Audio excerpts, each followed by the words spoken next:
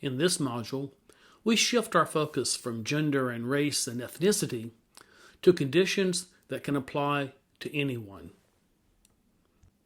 Specifically, in this module, we look at diversity, equity, and inclusion from the perspective of disabilities. The CDC reports that over a quarter of the adult population in the U.S. has some type of disability. However, statistics on disabilities can be confusing. The Census Bureau does not collect disability information as part of the census every 10 years, but through its American Community Survey and the Survey of Income and Program Participation. Cornell University estimated the number of people with disabilities in 2018 at just under 13% of the population, or about 40 million people. Like race and gender, a disability can be a condition into which a person is born. Unlike race, a person can become disabled at any point in their lives. As we have learned throughout this course, no population grouping is homogeneous. This is certainly true for people with disabilities. Each disability is experienced differently. The disability is also experienced differently by different people. As explained by the CDC, factors include the following: severity of the underlying impairment, social, political, and cultural influences and expectations, aspects of natural and built surroundings, availability of assistive technology and devices, and family and community support and engagement. The most prevalent disabilities relate to mobility, followed by cognition. And just as a person can be of more than one race, someone can have more than one disability. The CDC explains inclusion in this manner, quote, including people with disabilities in everyday activities and encouraging them to have roles similar to their peers who do not have a disability is disability inclusion. They go on to say that this involves more than simply encouraging people. It requires making sure that adequate policies and practices are in effect in a community or organization. Inclusion should lead to increased participation in socially expected life roles and activities, such as being a student, worker, friend, community member, patient, spouse, partner, a parent.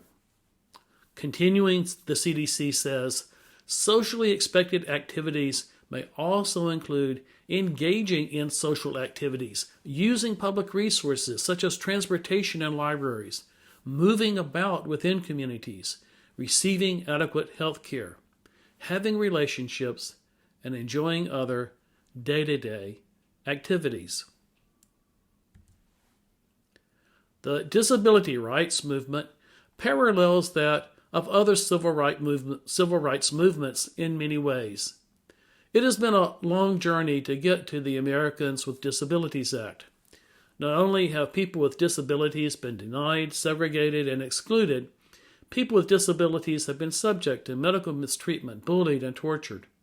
In Nazi Germany, Hitler ordered mercy killing of the sick and disabled to eliminate, quote, life unworthy of life. Between 75,000 and 250,000 people with intellectual or physical disabilities were systematically killed from 1939 to 1941 under the Nazi regime. In the U.S., similar people were literally locked up in human warehouses. The Social Security Act was designed by President Roosevelt to provide payments of benefits to people with disabilities who contributed through the Social Security system. Only one of the three major Civil Rights Acts of the 1960s covered people with disabilities, which was voting. However, in 1964, mass transit vehicles for the first time were required to have a wheelchair lift. The 1973 Act, referred to commonly as Section 504, prohibited the exclusion of people with disabilities from programs receiving federal funds and included other protections. The 1975 Education Act and an IDEA in 2004 were part of the long journey to provide appropriate public education for people with disabilities. Adoption of the ADA in 2008 was the culmination of the civil rights movement for people with disabilities.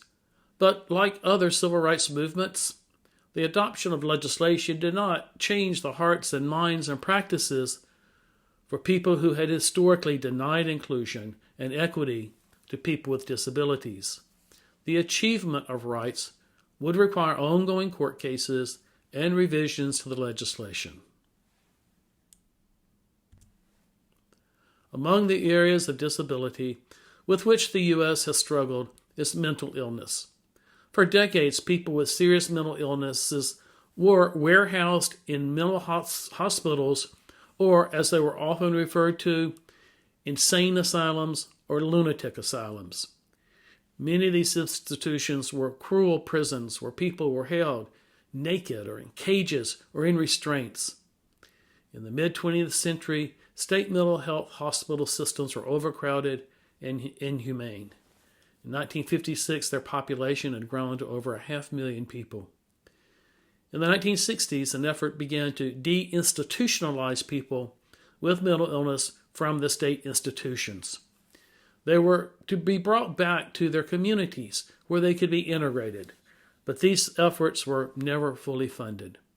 Today, the default treatments for many people, especially those who are poor and have serious mental illness and addictions, include abandoning them to homelessness, sometimes supported by charities that provide food and temporary shelter, sometimes supported by public libraries that provide a safe haven during the day.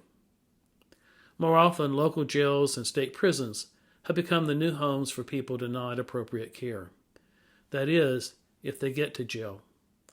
According to the Treatment Advocacy Center, people with untreated mental illnesses are 16 times more likely to be killed during a police encounter than other people. While such people only number 1 in 50 among U.S. adults, individuals with untreated severe mental illness are involved in around 1 in 4 of fatal police shootings. Finally, it's important to reinforce the issue of intersectionality. Previously, we considered intersectionality primarily as it related to the intersection of gender and race. Based on information provided by Cornell, white men and women and black men have about the same incidence of disability at around 13%. African American women have a higher rate of over 14%. Asian incidence of disability are about half that of the white and black populations. Disability was not reported by Cornell for Hispanics or Latinx. Consider the wide array of disabilities and the various permutations by gender and race. They are extensive. This reinforces that ultimately we are individuals with different privileges and with different barriers. And this is why the distinction between equity and equality are so important. We are not all starting from the same position or even on the same track, and perhaps not even in the same race.